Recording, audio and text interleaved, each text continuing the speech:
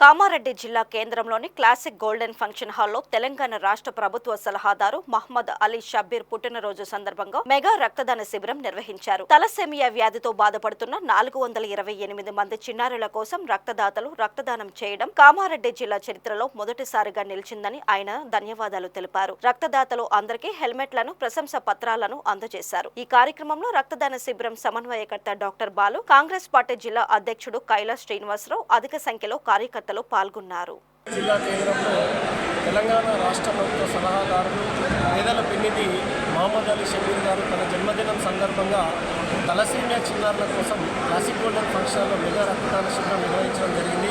గడిచిన వారం రోజుల నుండి Kamareddy blood donors organization, Telangana blood donor organization ఈ రక్తదాన శిబిరాన్ని విజయవంతం చేయడం కోసము పట్టణంలో ఉన్నటువంటి డిగ్రీ కళాశాలల్లో, డైరీ టెక్నాలజీలో ఉన్నటువంటి స్వచ్ఛంద సంస్థలతో సమావేశాలు నిర్వహించి తలసేమియా వ్యాధితో బాధపడే చిన్నారుల యొక్క కష్టాలను వాళ్ళకి తెలియజేసి రక్తదాన శిబిరాన్ని విజయవంతం చేయడం కోసం పనిచేయడం జరిగింది. 2023 నుంచి 2025 వరకు 1200 మంది చిన్నారుల కోసం షబ్బీర్ అలీ ఫౌండేషన్ ద్వారా రక్తదానాన్ని చేయడం అనేది జరిగింది.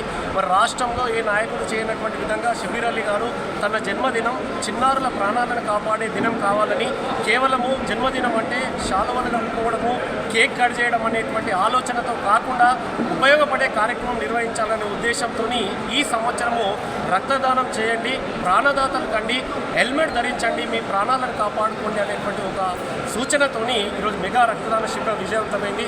ఈరోజు భారతదేశంలోనే అత్యధిక యూనిట్ల రక్తాన్ని తలసేమియా చిన్నారుల కోసం అందజేసి ఇండియా బుక్ ఆఫ్ రికార్డులో ఎక్కినటువంటి ఘనత ఈరోజు కామారెడ్డి బ్లడ్ డొనేషన్కు దక్కింది. అందులో కూడా షబ్బీర్ అలీ ఫౌండేషన్ యొక్క భాగస్వామ్యం అనేటువంటిది మరవలేనటువంటిది.